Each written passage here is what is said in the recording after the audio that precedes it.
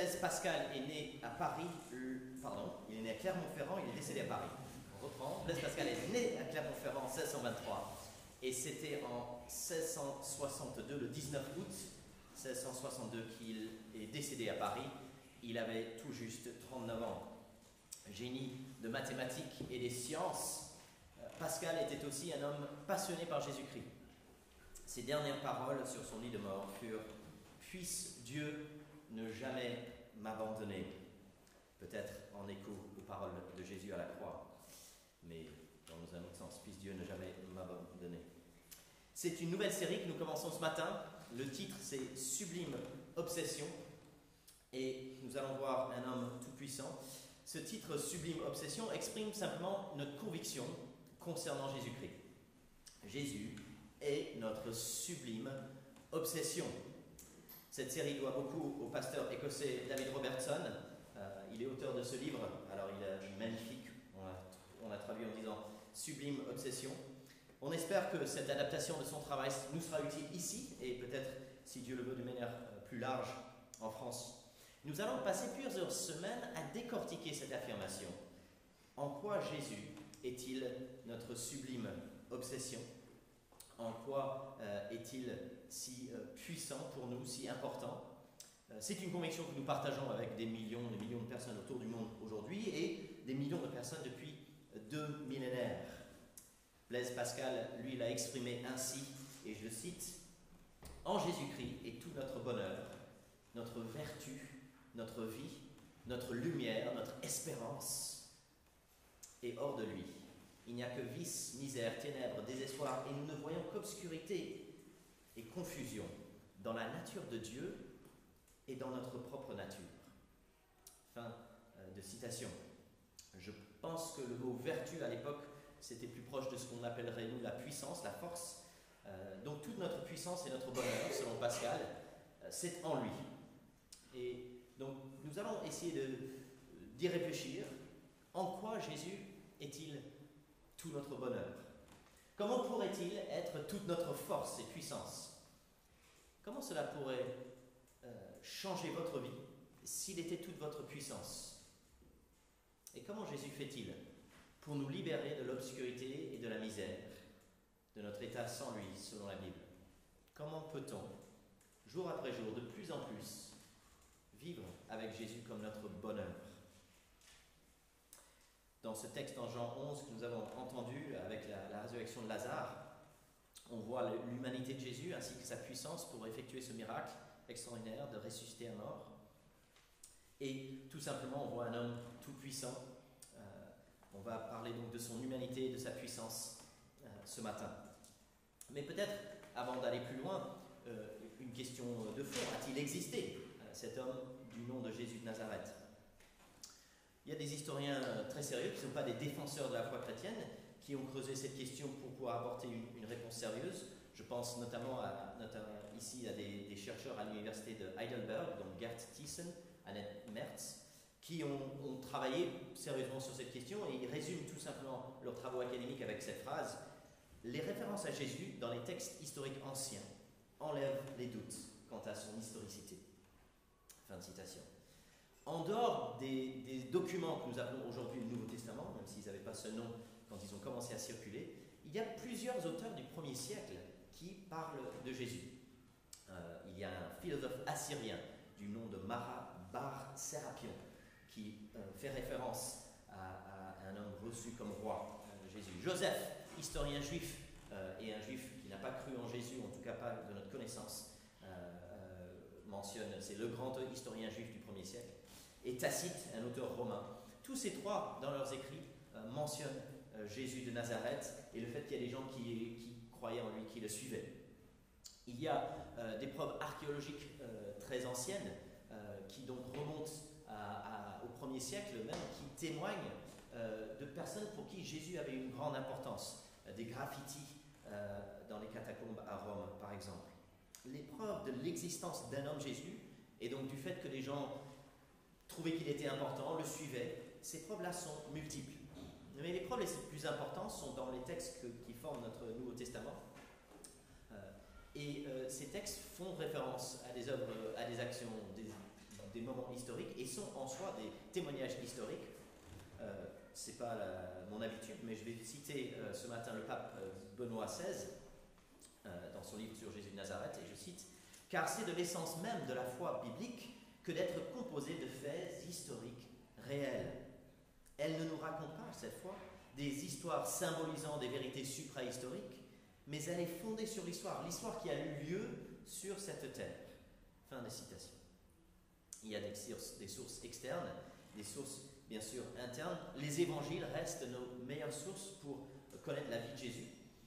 Des biographies écrites par des personnes soit qui ont connu Jésus, soit qui ont interviewé des témoins oculaires. Et dans ces textes, c'est notre conviction, même si elles sont théologiques, elles sont quand même biographiques, et Jésus se fait connaître. C'est la conviction des chrétiens depuis longtemps que lorsque nous abordons et nous écoutons, nous lisons ce que nous disent les évangiles, nous rencontrons Jésus tout simplement. C'est l'expérience de beaucoup de personnes ici. Erasme de Rotterdam, 16e siècle, a écrit ceci: « La Bible vous donnera Christ dans une intimité si proche qu'il serait moins visible s'il était debout devant vos yeux. » La Bible vous donnera Christ dans une intimité si proche qu'il serait moins visible s'il était debout devant vos yeux.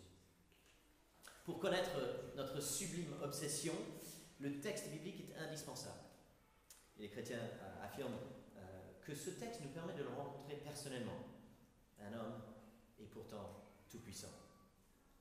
Laura, mon épouse, il y a quelques années, a eu le privilège de lire l'évangile de Marc avec une jeune femme, elle s'appelle Emma. C'était la première fois qu'elle lit la Bible. Elle avait 23 ans, elle n'avait jamais lu la Bible avant.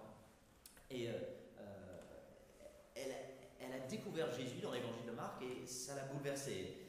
Un jour, avec les yeux qui brillaient, elle a dit à leur âge: « Je suis juste frappée par la beauté, la puissance, la sagesse, la compassion de Jésus. » Elle a rencontré Jésus personnellement en lisant les évangiles. Elle avait 23 ans. Plus tard, elle a épousé un pasteur, c'est toute une histoire, mais ça sera pour un autre jour.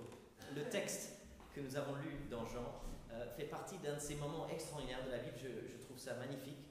Jésus dit des choses qui sont assez incroyables, presque incompréhensibles. « Je suis la résurrection et la vie. » Qu'est-ce que ça veut dire? C'est bizarre. Jésus pleure. Jésus est indigné, on peut dire qu'il se met en colère, il est profondément indigné, bouleversé. Et puis, il ressuscite à mort, comme on pourrait héler un taxi. « Hé, taxi! Hé, Lazare !» Comme si on pouvait héler un taxi à Paris aujourd'hui. En fait, t'as pas le droit, mais bon, c'est un autre. Pleine humanité, pleine divinité, pleine puissance, les choses sont là. Et il me semble aussi, dans l'évangile de Jean, nous avons des éléments qui nous poussent à voir dans ce texte un récit d'un témoin oculaire. Là, étalé devant nos yeux, il y a des détails, il y a des petits moments extraordinaires. Les amis de Jésus, les disciples qui ont été les fondateurs de l'Église chrétienne, qui ont été les responsables et les grands chefs, si vous voulez, après le départ de Jésus, ils ne sont pas des figures d'Épinal. On le voit ici, entre autres, ils ne portent pas des auréoles, leur sainteté n'est pas éblouissante. Je ne sais pas si j'irai jusqu'à dire que c'est une bande de nuls, comme j'ai dit par le passé, mais ils ne sont pas très forts ici. Hein. Si on remonte un peu la page, si vous avez la page 697 ouverte, vous verrez par exemple au verset 8, les disciples lui dirent: « Maître, tout récemment, les Juifs cherchaient à te lapider, et tu retournes là-bas, tu vas aller à Béthanie, à côté de Jérusalem, c'est dangereux. Mais pourquoi te mettre en danger, Jésus ?» Verset 16, donc à la suite, Thomas, toujours optimiste: « Allons-y, nous aussi, afin de mourir avec lui. » Ouais. C'est pas un portrait flatteur, en fait. Ils sont à côté de la plaque. Des touches de témoignages oculaires. Verset 30. Jésus est toujours pas encore rentré dans le village, mais là où l'endroit, à l'extérieur du village, où l'endroit où Marthe l'avait rencontré. Pourquoi le texte nous le dit, ça? Ça ne fait pas avancer le récit. Mais c'est un de ces détails qui témoignent d'une réalité de témoins oculaires, de gens qui l'ont vu. Verset 39, Jésus dit: « On va ouvrir le tombeau. » Marthe dit: « Seigneur, il sent déjà. Ça fait 4 jours qu'il est à temps, on ne veut pas ouvrir. On ne veut vraiment pas ouvrir cette porte. On ne veut pas déplacer cette pierre. » Verset 44, Lazare sort. Il est là, dans les bandeaux, parce qu'on attachait les corps. Et tout le monde est là juste à regarder, comme ça. Et Jésus a besoin de leur dire, mais détachez-le. Et les amis, oh, réveillez-vous là. Il peut pas marcher, il ne peut rien faire. Les autres, sous le choc sans doute. Chapitre 11, en fait, dans l'évangile de Jean, on arrive à la fin du ministère de Jésus avant sa dernière semaine. C'est-à-dire à partir du chapitre 12, on entre dans la dernière semaine de la vie de Jésus. Donc la mort de Jésus, en quelque sorte, arrive. On voit en fait que la résurrection de Lazare a été un moment clé. Donc verset 46, on ne l'a pas lu, mais quelques-uns des témoins allèrent trouver les pharisiens, leur racontèrent ce que Jésus avait fait. Verset 53, dès ce jour, ils tinrent conseil pour le faire mourir. C'est un moment clé en fait dans le complot pour la mort de Jésus. Le fait qu'il ait ressuscité cet homme, le fait que beaucoup de gens l'ont vu, le fait que ça marque les esprits, il y a beaucoup de gens qui veulent suivre Jésus, tout ça en fait suscite l'opposition. Et cette opposition qui va se concrétiser par son exécution. Et devant cette situation d'opposition, devant cette situation un peu bizarre d'incompréhension de la part des disciples et même de Marthe et Marie, il y a un accent de la part de Jean sur l'amour de Jésus. Verset 36, les Juifs dirent alors, voyez comme il l'aimait. Qu'est-ce qu'il avait aimé Lazare? Qu'est-ce qu'il avait aimé cet homme? Jésus est plein de compassion aussi. Verset 33, profondément indigné, bouleversé par cette tristesse. Verset 35 encore, Jésus pleure. Verset 36, il l'aime. Verset 38, Jésus profondément indigné. Il est ému jusqu'au fond de son être. Alors, en lisant ça aujourd'hui, on peut se dire, mais Jésus, il est censé savoir, il sait ce qu'il va faire. Donc, il aurait pu juste sourire quand les autres étaient en train de pleurer, non? Attendez quelques instants, les amis. Oh, oh, oh. Et pourtant, il est là en colère, en larmes. Qu'est-ce qui se passe? Peut-être, c'est une explication possible.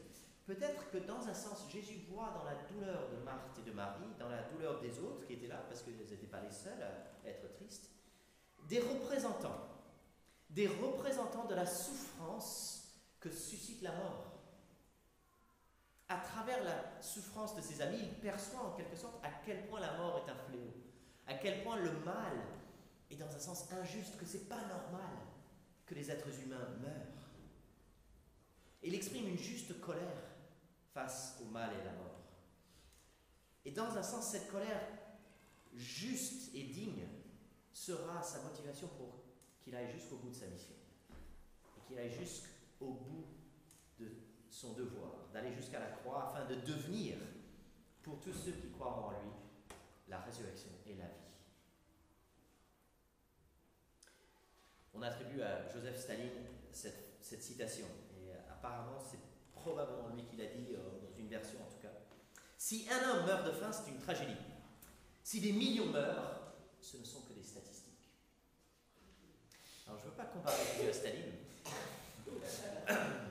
mais dans un sens, Jésus savait que des millions meurent. Et on le sait tous, des millions meurent. Mais quand on est face à un mort, quand on est face à Marthe et Marie qui pleurent et qui sont endeuillés, c'est à ce moment-là que ça se concrétise, qu'on réalise à quel point c'est terrible, c'est insupportable que les gens meurent. Et donc même sachant ce qui va venir, il pleure et il est indigné. Parce que la mort, c'est choquant quelque part. C'est choquant. Il est frappé par la réalité tragique de la mort de son ami Lazare. Comment il l'aimait, comme il l'aimait. Il y a quelques années, je lisais le livre de Michel Onfray, Traité de la théologie. Je n'ai pas réussi à retrouver la citation, mais de ma mémoire, il dit quelque chose à un moment comme quoi, dans les évangiles, Jésus est un peu irréel, une sorte de Dieu qui marche sur les eaux et il n'est pas vraiment humain. Et me semble-t-il que ce texte et d'autres nous présentent un Jésus pleinement humain. Il ne manque pas d'humanité.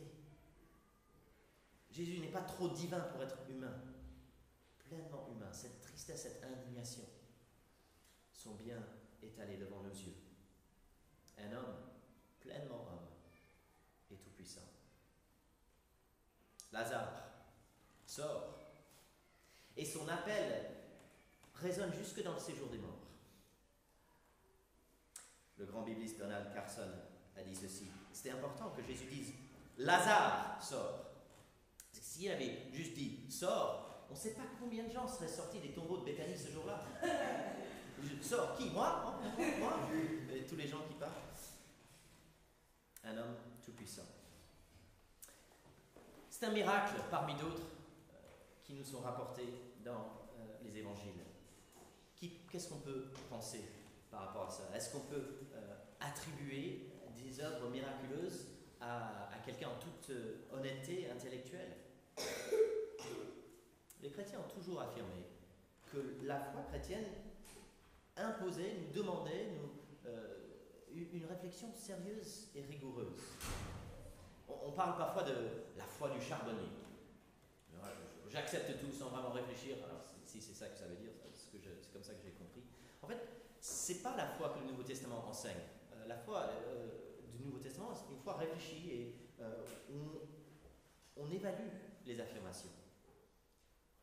Un certain Maximus était évêque de Jérusalem en l'an 185 après Jésus, donc quelques générations après Jésus des apôtres. Et il a écrit une lettre à un de ses amis qui réfléchissait à la foi, qui se posait la question de la foi chrétienne. Et je cite maintenant Maximus, « Car assurément cela convient à toute personne désireuse de connaissance, pas simplement et sans réflexion d'agréer à tout ce qui est dit, mais de faire une évaluation soigneuse des arguments apportés. » Fin de citation. Depuis le début, les chrétiens disent « Réfléchissez sérieusement. » Qu'est-ce qui se passe si on évalue avec soin les miracles? Il me semble, premièrement, qu'on ne peut pas exclure d'office la possibilité de miracle. Et par miracle, je veux dire une intervention surnaturelle dans le fonctionnement ordinaire de l'univers. On ne peut pas dire scientifiquement, honnêtement, le miraculeux, ça ne peut pas exister. Point. Cette affirmation-là, ce n'est pas une affirmation d'ordre scientifique, mais un dogme, en fait. Au XIXe siècle, l'écrivain catholique J.K. Chesterton l'a dit ainsi. Ceux qui croient au miracle, y croient, à tort ou à raison, parce qu'ils ont des preuves en leur faveur. Ceux qui n'y croient pas, ceux qui les refusent, à tort ou à raison, les refusent parce qu'ils ont un dogme à leur encontre. Il me semble qu'aujourd'hui, ce débat est un peu dépassé. J'ai l'impression que beaucoup de gens qui ne sont pas des chrétiens engagés, aujourd'hui, reconnaissent, ou en tout cas soupçonnent, qu'on ne peut pas tout expliquer, que le monde nous dépasse, qu'il y a de fortes chances, vu la diversité de témoignages qui existent dans le monde tout entier, qu'il y a un domaine surnaturel, qu'il y a des choses qu'on ne voit pas, qu'on ne comprend pas. Et donc la possibilité d'une intervention surnaturelle dans notre monde n'est pas exclue d'office. Comme peut-être, je pense qu'il y a 50 ans, beaucoup de gens pensaient que c'était possible, intellectuellement, je pense, de le faire. Il y a un deuxième aspect de cette réflexion sur peut-on croire au miracle qui est utile, c'est la question de notre raison. Le fonctionnement de notre pensée, elle n'est pas absolument certaine. Qui que nous soyons, notre raison n'est pas infaillible. Chesterton encore. L'exercice de la raison même est une question de foi. C'est un acte de foi que d'affirmer que nos pensées ont une quelconque relation à la réalité. C'est un acte de foi que d'affirmer que nos pensées ont une quelconque relation à la réalité.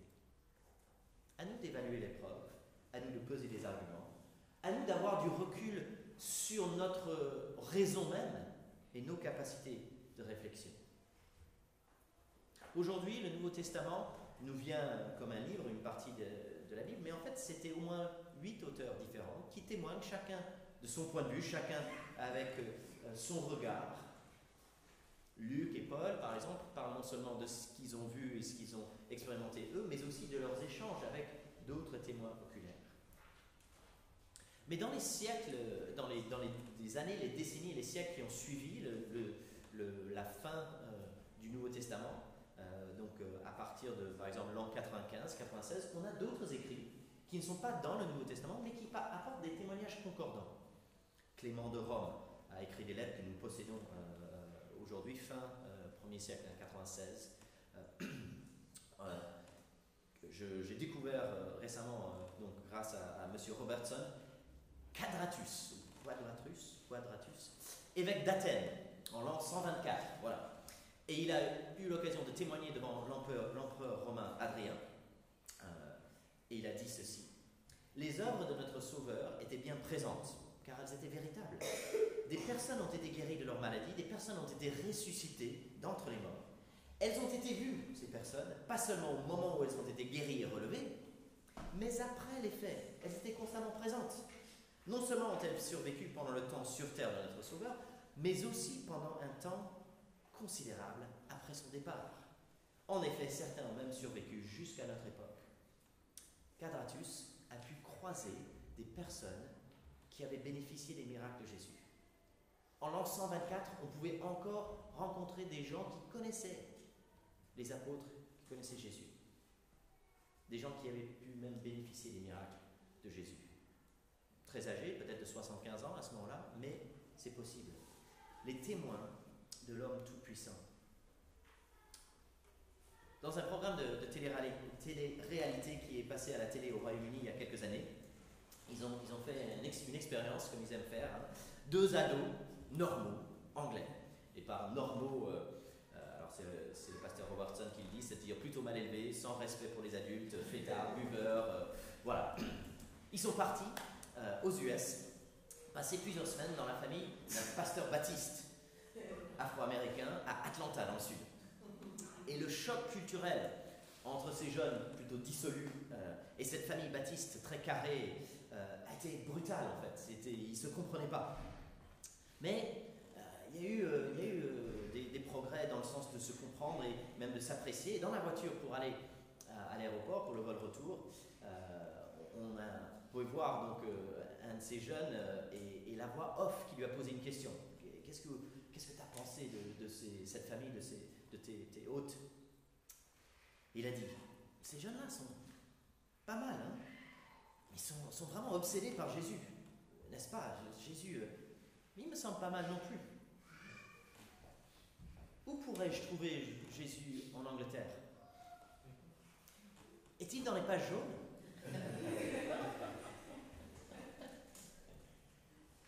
Ce jeune homme avait vu le fonctionnement d'une famille, il avait été interpellé peut-être par le respect et l'amour qui lui avait été témoigné, en fait des personnes qui l'ont aimé à cause de Jésus. Et il voulait retrouver le vrai Jésus chez lui. Il n'avait pas la moindre idée où il allait chercher. Pas le jour. Il y a 15 ans, j'ai discuté avec une dame, je pense qu'elle avait 45 ans à l'époque. Elle m'a dit que Jésus l'intriguait, qu'elle avait été intéressée par Jésus. Mais elle avait été dans une église, elle a eu une mauvaise expérience, et elle avait arrêté de chercher. Et quand je lui proposais d'essayer une autre église qui ferait les choses peut-être différemment, d'aller dans une église protestante par exemple, elle m'a regardé les yeux grands ouverts comme ça, elle est tombée des nues. Cela ne lui avait jamais traversé l'esprit que si on voulait en savoir plus sur Jésus, on pouvait peut-être essayer une autre église, regarder ailleurs. Comment est-ce qu'on va faire aujourd'hui pour que les Parisiens n'aient jamais ce problème-là? Comment peut-on faire pour que nos voisins, nos collègues, nos amis, nos cousins, qui sachent toujours, au moins s'ils veulent en savoir plus, où ils pourraient aller? Qui n'aient pas à se dire, est-ce que je pourrais trouver dans les pages jaunes? J'ai discuté l'autre soir avec un homme de 30 ans, bien éduqué, il travaille dans la programmation d'une grande chaîne télévision française. Et il m'a posé cette question. Peut-on savoir que Jésus a existé? Il y a une grande ignorance au sujet de Jésus à Paris. Si vous n'avez jamais pris le temps de lire un de ces récits, par exemple celui de Jean, des témoignages de ceux qui ont côtoyé Jésus, il faut le faire. Mais pour la plupart d'entre nous, la question est plus de savoir comment est-ce qu'on peut faire pour être des témoins crédibles. Qu'est-ce qui va rendre ça possible que les gens sachent, en fait, à qui parler s'ils veulent en savoir plus? Un premier aspect essentiel, me semble-t-il, c'est notre regard sur lui. Est-ce que Jésus, il est notre sublime obsession? Sommes-nous convaincus de sa pleine humanité et de sa toute-puissance? Est-il toute notre force, tout notre bonheur? Comme l'a témoigné Blaise Pascal. Il me semble que si c'est le cas, ça sera assez naturel en fait, qu'on pourra témoigner de sa beauté, de sa puissance. Et qu'on pourra parler avec simplicité et clarté avec nos collègues, avec des voisins. Ouais, hier j'étais à l'église. Hein, on a réfléchi à l'humanité de Jésus et ses miracles. Ou oui, jeudi, j'irai à la pause de midi. C'est une pause spirituelle dans la semaine. On va regarder un peu de la Bible, jeudi midi à la Défense. N'ayons pas peur de simplement dire ce qui est vrai et d'être ouvert. Ce serait dommage, n'est-ce pas, de découvrir un jour que votre collègue, M. Dupont, il aimerait bien en savoir plus sur Jésus, mais il ne savait pas qu'il pouvait te demander, qu'il pouvait t'en parler. Deuxième piste, après prendre l'occasion peut-être de dire j'ai été à l'église ou la pause midi ou de laisser passer ces choses-là dans une conversation, à un moment, ne pas parler de religion, de foi et de moralité, mais parler de Jésus. Je sais que ce n'est pas facile, mais ne pas avoir peur quelque part de planter ce mot-là dans une conversation. On a besoin de son aide. On a besoin de faire appel à lui jour après jour. On a besoin de prendre du temps pour lui parler, dans un sens prendre le temps nécessaire pour cet émerveillement quotidien, pour puiser en lui notre force et notre bonheur. Je connais un pasteur qui est à la retraite, il est très âgé maintenant, je crois qu'il a plus de 90 ans, mais je l'ai connu il y a quelques années, et il aimait à dire qu'on pouvait évaluer une relation amoureuse, et notamment il pensait à des couples fiancés, par la façon dont une des personnes va parler de l'autre. L'un va parler de l'autre, notamment entre guillemets dans son absence.